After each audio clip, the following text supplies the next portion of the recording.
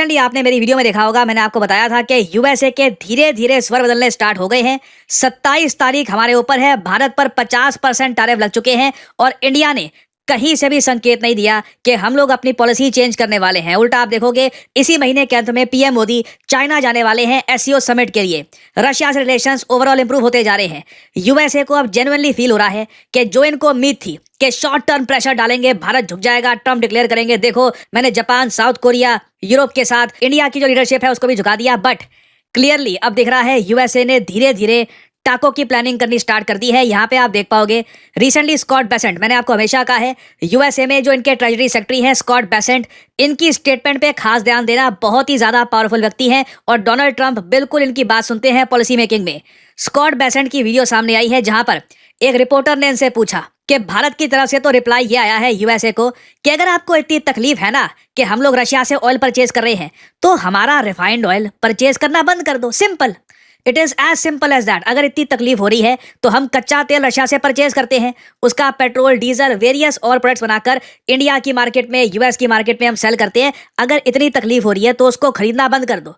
Scott Bessent ने इसका जवाब नहीं दिया, इसके बजाय ये बोलना शुरू कर दिया कि देखिए इंडिया दुनिया की सबसे बड़ी डेमोक्रेसी है, यूएस दुनिया की सबसे पुरानी डेमोक्रेसी है और बहुत ही जल्द ये दोनों देश वापस इकट्ठा आ जाएंगे। It is bound to happen. हालांकि इन्होंने रुपये को लेकर एक काफी एरोगेंट स्टेटमेंट दी है जो मुझे पसंद नहीं आई पर्सनली, बट स्कॉट बेसेंट ने रिसेंटली बोला क्या है ये जानना आपके लिए बहुत ज्यादा इंपॉर्टेंट है। It is really interesting.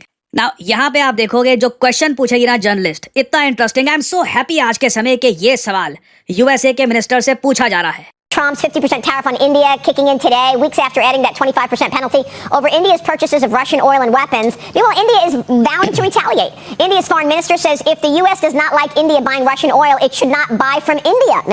Now, यहाँ पर जो जर्नलिस्ट हैं यूएसए के, उन्होंने बोल दिया कि इंडिया के विदेश मंत्री तो कह रहे हैं इतनी तकलीफ हो रही है तो मत खरीदो ना हमसे प्रोडक्ट्स, सिंपल सोल्यूशन है यहाँ पे।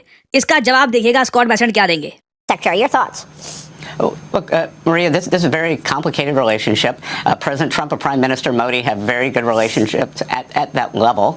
And it's not just over the Russian oil.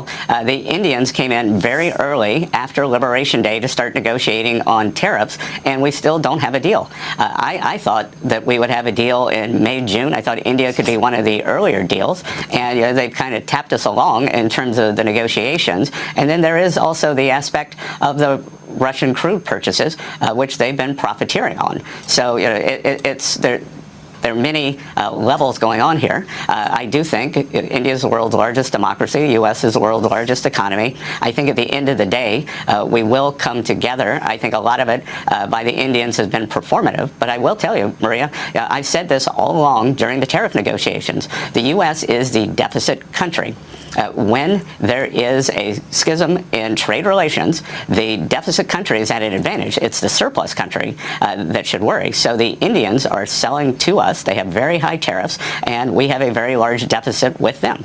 Do you worry that India is going to set? ना, ये अगले सवाल में मैं आऊंगा, मगर पहले सवाल का ना जवाब तक नहीं दिया स्कॉट बेसेंट ने।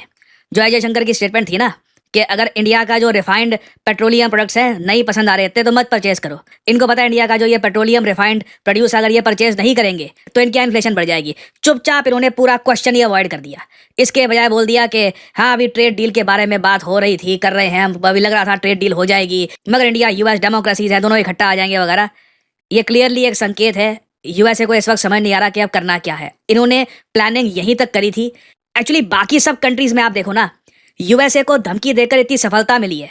जापान को धमकी दी, जापान के वहाँ पे जो लीडरशिप है सब आ गई व्हाइट हाउस में, एक डील कर ली। साउथ कोरिया के साथ भी यही हुआ, यूरोप के साथ भी यही हुआ। यूरोप के तो सारे लीडर थे वो ट्रम्प के सामने एक डेस्क पर बैठ गए थे, वो मैंने आपको फोटो भी दिखाई थी, बहुत वायरल हुई थी। इंडिया के साथ इनको उम्मीद थी नहीं कि इंडिया टैरिफ 50% के एक्सेप्ट भी कर लेगा, झेल भी लेगा और कहेगा इंडिया ठीक है हम और मार्केट ढूंढते हैं एक्सपोर्ट्स के लिए, नो प्रॉब्लम, आपको हमसे नहीं परचेज करना, एब्सोल्युटली नो प्रॉब्लम। और अब यूएसए को चिंता यह है इंडिया की डिफायंस देखकर बाकी कंट्रीज इंस्पायर ना हो जाए, बाकी कंट्रीज भी ये ना देखना स्टार्ट कर दे कि अगर इंडिया जो एक रिलेटिवली डेवलपिंग कंट्री है, कोई अमीर देश नहीं है हमारे यहाँ प्रॉब्लम्स हैं, आप सबको पता है, अभी हमको काफी ग्रो करना है। अगर हम लोग इतने डिफाइंट हो सकते हैं तो बाकी जो कई अमीर देश हैं वहां पे जेन्युइनली आज के समय सवाल पूछे जा रहे हैं कि हमने ट्रंप के साथ जल्दबाजी में डील तो नहीं कर दी, अगर हम भी भारत की तरह डिफाइंस दिखाते तो क्या रिजल्ट अलग होता ना। यहाँ पे जो जर्नलिस्ट हैं इन्होंने ये समझ लिया कि अमेरिकी जनता देख रही है और जो जवाब आया है स्कॉट बेसेंट की तरफ से थोड़ा सा कमजोर है। तो इसके बाद जर्नलिस्ट ने एक अजीब सा सवाल पूछा, मैंने बहुत रेयरली देखा है एक जर्नलिस्ट इस तरीके से सवाल पूछे, आप देखोगे जर्नलिस्ट पूछेंगे कि अब तो न्यूज़ ये आ रही है कि इंडिया इंडियन रुपी को एक रिजर्व करेंसी बनाने की कोशिश करेगा, और ये सवाल पूछने के बाद आप देखोगे वो रिपोर्टर हंसेगी ऑलमोस्ट मजाक के रूप में कि क्या ये पॉसिबल भी है, और फिर स्कॉट बेसेंट यहाँ पे कहेंगे नहीं रुपी सिर्फ हमको कोई चिंता ही नहीं है यहाँ पर। ये यहाँ पे दिखती है अमेरिकन एरोगेंस। इन लोगों की एरोगेंस तब भी थी जब इनको लगता था कि इसरो रॉकेट्स लॉन्च नहीं कर पाएगा, भारत खुद का क्रायोजेनिक इंजन तैयार नहीं कर पाएगा। काफी एरोगेंस थी इन लोगों को। इनको उम्मीद थी नहीं कि हम लोग जहाँ पे अब आज के समय हम आ गए हैं 200 साल से ऊपर कॉलोनियल रूल सहकर हम अभी ऑलरेडी 80 साल से भी कम हमको हुए हैं आजाद हुए, तो कहीं ना कहीं आप देखोगे अमेरिकन के कोर में at the deep down their heart वो बिल्कुल नहीं चाहते कि धीरे धीरे इंडिया और आगे ड्रीम करना शुरू कर दे, अपनी करेंसी को और प्रमोट करना स्टार्ट कर दे। और इस वीडियो में आप देखोगे रुपी के बारे में ये कैसे बात करते हैं। This is very interesting. Do you worry that India is going to set trade in the rupee? And ना ये मैंने बहुत कम देखा है कि एक सवाल पूछने के बाद एक जर्नलिस्ट हंस दे ऑलमोस्ट कि मैंने सवाल ही क्या पूछ लिया है। दिस इज मतलब ऑलमोस्ट ये नॉर्थ कोरिया स्टैंडर्ड मतलब जर्नलिज्म है अपने आप में। क्या आगे देखते हैं। they'll do trade with the rupee currency with the BRIC nations instead of the US dollar. There are a lot of things I worry about. The rupee becoming a reserve currency isn't one of them.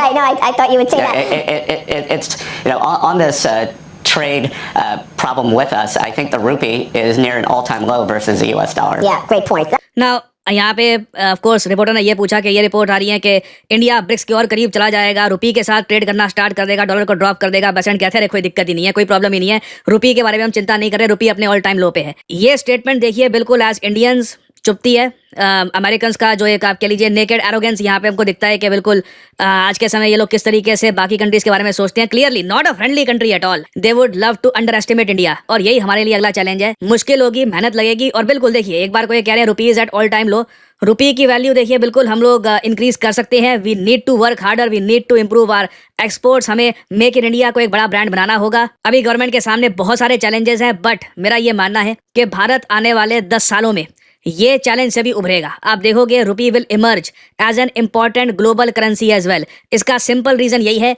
Manufacturing जिस scale में भारत में बढ़ती जा रही है, India के exports बढ़ते ही जाएंगे इन द फ्यूचर, और रुपी की डिमांड बढ़ती रहेगी। ये बात मैं ऐसे नहीं बोल रहा कि हम होंगे कामयाब और मतलब मन में विश्वास वगैरह। This is very much something that all of us can see. अभी ठीक है अमेरिकन का ये एरोगेंस हमको दिख रहा है, बट आने वाले 10 सालों में आई एश्योर यू ये लोग इस टॉपिक को लेकर भी इतना नहीं हंस पाएंगे कि रुपी की वैल्यू कितनी कम है और रुपी क्या कभी कोई इंटरनेशनल ट्रेडिंग करेंसी बन पाएगा भी या नहीं बन पाएगा। तो खैर अभी के लिए मैं ये कहूंगा पहले साइंस दिखे हैं टाको के। ट्रम्प ऑलवेज चिकन्स आउट, मतलब कि यूएस इवेंचुअली यू टर्न ले सकता है।